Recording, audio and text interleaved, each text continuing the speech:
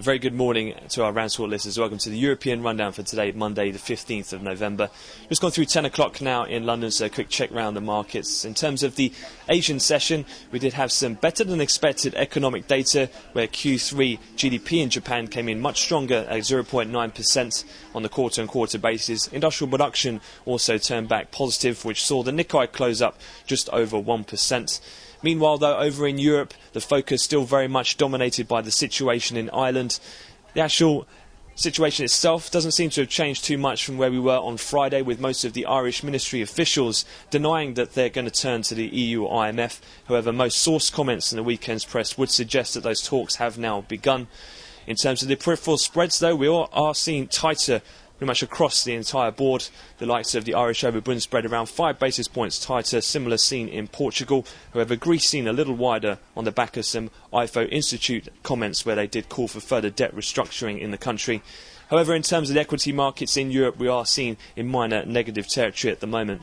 Fixed income, though, is also seen lower, predominantly in the US, where question marks still very much remain over the further quantitative easing in which the Fed has embarked on.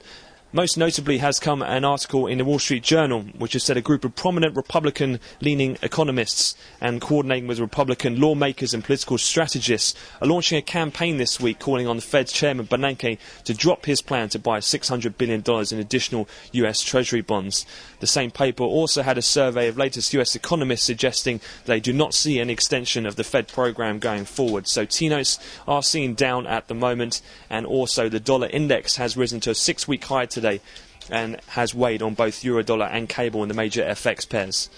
Looking forward in terms of the rest of the session, though, as the US start to come in, we'll be eyeing the release of the advanced retail sales report. That'll be the main release. That's for the month of October, due at 1:30 London time. We also have business inventories and Empire Manufacturing due in the session today in the US.